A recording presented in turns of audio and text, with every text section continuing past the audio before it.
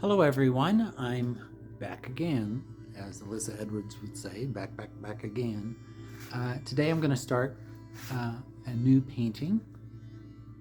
I'm going to do it a little bit different. I did something with the drawing a while ago, a couple months ago, where I put down a layer of color first before I did all the black and white stuff, and I really liked how it looked.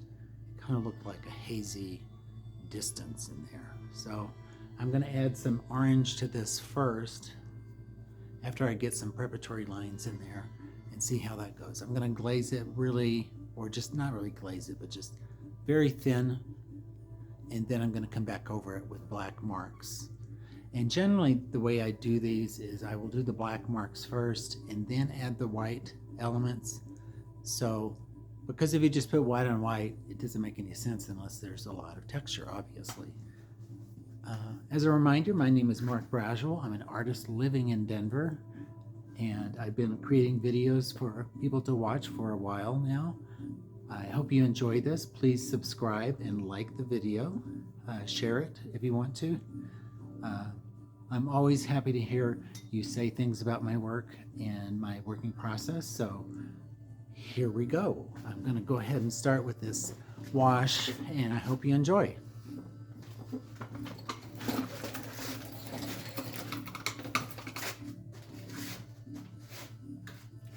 So as always, what I do,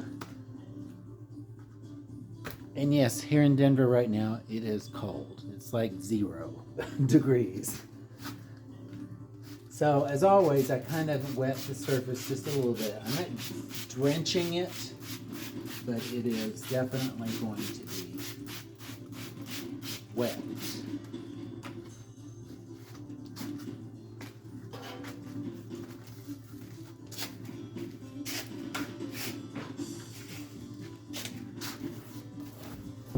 I don't want anything to pool up here, so I'm gonna be going like this.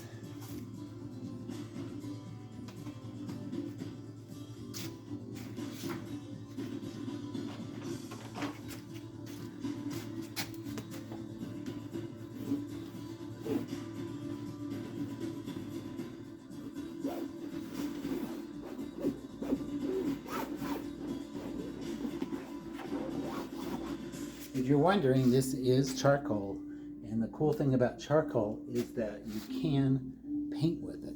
If I put gel medium with this, maybe one day I'll show you guys how to do that. It's just gel medium and powdered charcoal together.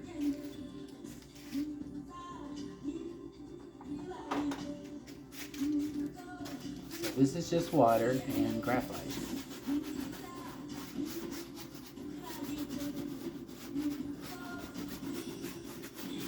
Some of you may notice that I do use graphite sometimes, and I really like the way that looks.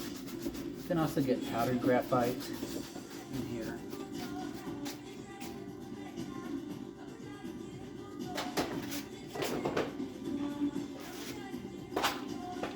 Okay. So I'm going to use one of my chunky charcoals here. This is by Create a Color. They're called Chunky Charcoal, I think.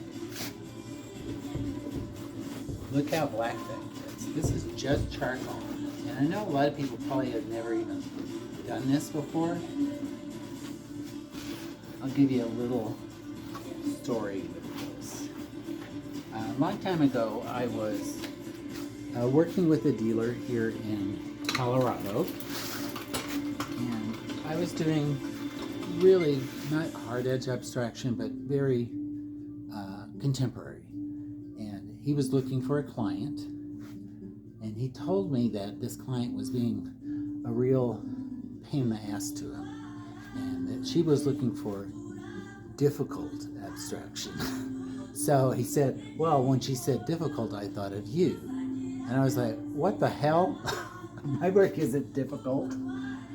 So my next show was called Difficult Abstraction, and what it was charcoal and medium on very large paintings, like 10 feet by 6 feet. So that to me was a really revelatory show for me, And I've come back to that every once in a while. So this is just a darker charcoal here. I'm just kind of trying to get a little bit of a base in here. The cool thing about this is if you don't set this, let's say you don't put gel media on it or something, it will come off.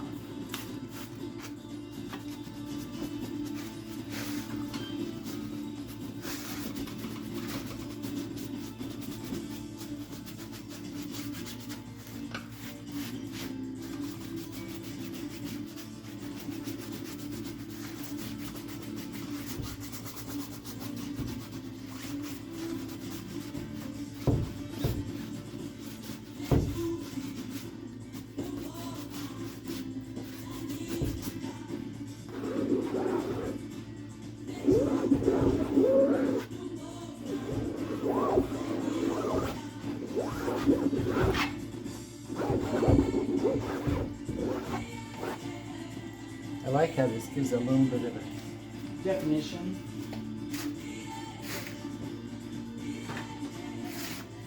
So now I'm going to come back in with a little color.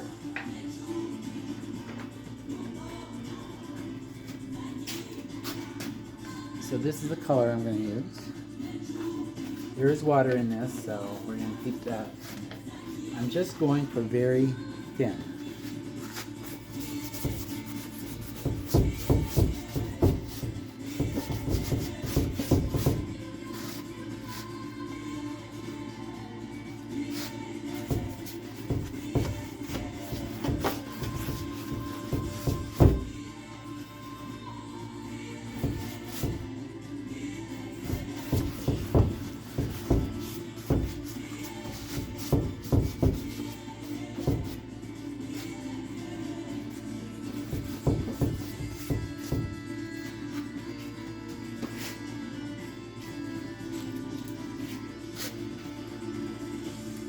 So I'm liking what I'm seeing so far. You can see the water, if it comes down a little bit, it will break up a bunch of this stuff. And put it really heavy here so you can see it. And I love these kind of breaks. Here's another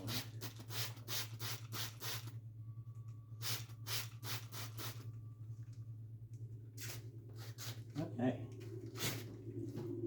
So now and this is just the beginning of this, so let's keep that in mind. So now I'm just coming in with solid black.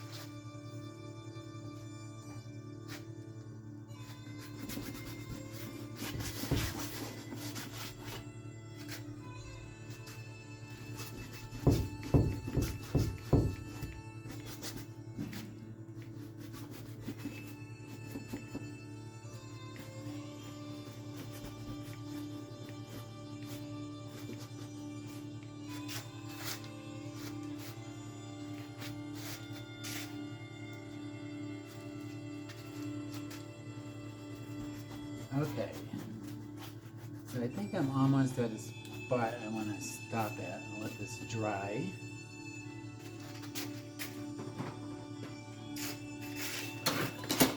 I'm going to pull this forward so you can see it straight on. Let's go up a little bit.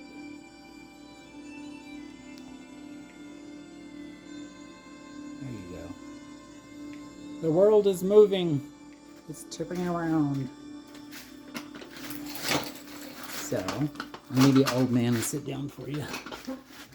So this is the beginning of this. This is about, I don't know, 24 by 24-ish, somewhere in there. I love this color.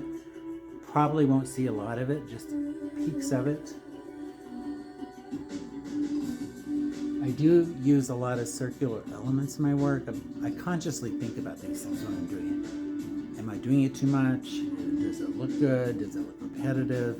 Because I think a lot of times people put circles in their work, but they don't make them very interesting to me. So mine are not usually round. They're like eggs or some kind of other type of shape. So this is the beginning. I will post more of this later on, and maybe we can do a whole cycle of where this painting goes every time I paint on it. I hope you enjoy. Please like and subscribe, and I will see you later.